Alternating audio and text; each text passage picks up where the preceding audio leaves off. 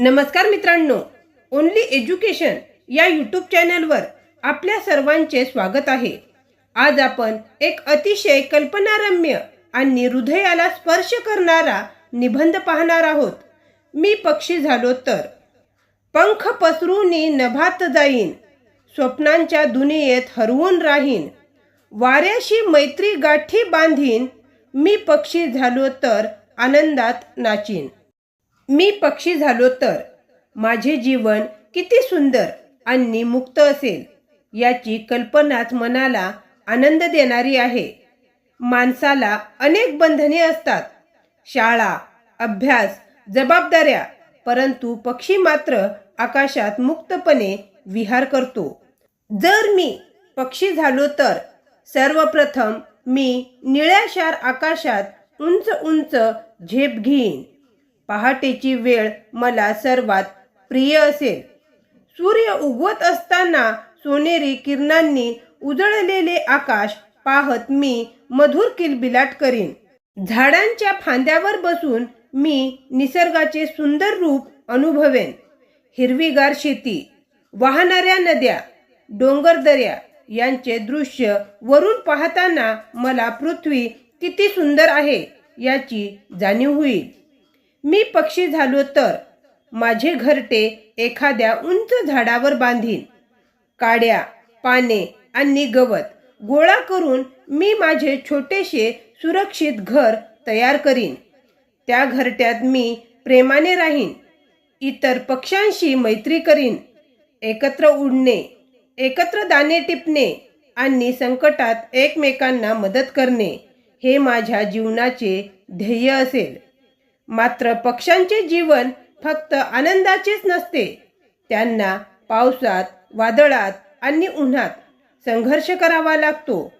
अन्न शोधण्यासाठी त्यांना दूरवर उडावे लागते, शिकाऱ्यांपासून स्वतःचे रक्षण करावे लागते।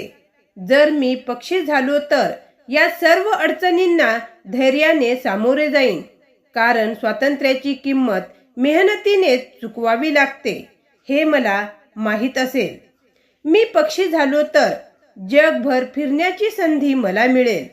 वेगवेगळ्या प्रदेशात जाऊन विविध संस्कृती आणि निसर्ग रूप पाहता येईल।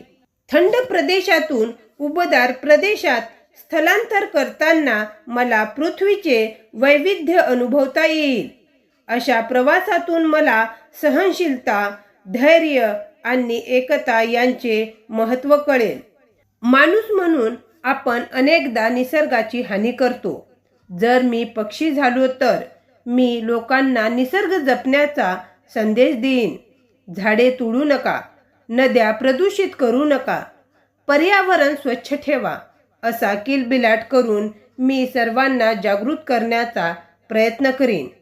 कारण निसर्ग वाचला तरच आमचे आणि तुमचे जीवन सुरक्षित राहील। शेवटी मी पक्षी झालो तर मला स्वातंत्र्य, आनंद आणि जबाबदारी यांचा खरा अर्थ समजेल। आकाशात उडताना मी फक्त उंचीच नव्हे तर विचारांचीही झेप घेईन। त्यामुळे मी पक्षी झालो तर ही केवळ कल्पना नसून स्वप्नांच्या मुक्त उड्डाणाची प्रेरणा आहे। मित्रांनो, मी पक्षी झालो तर या निबंधातून आपण स्वातंत्र्याची, आनंदाची आणि निसर्गाशी असलेल्या नात्याची जाणीव करून घेतली। कल्पना आपल्याला उंच भरारी घ्यायला शिकवते आणि स्वप्न आपल्याला पुढे जाण्याची प्रेरणा देते। तुम्हालाही जर हा निबंध आवडला असेल तर व्हिडिओला नक्की लाईक करा, तुमच्या मित्रांसोबत शेअर करा आणि अशाच सुंदर मराठी निबंधांसाठी चॅनलला सबस्क्राईब करायला विसरू नका। पुन्हा भेटूया एका नव्या विषयासोबत। तोपर्यंत धन्यवाद।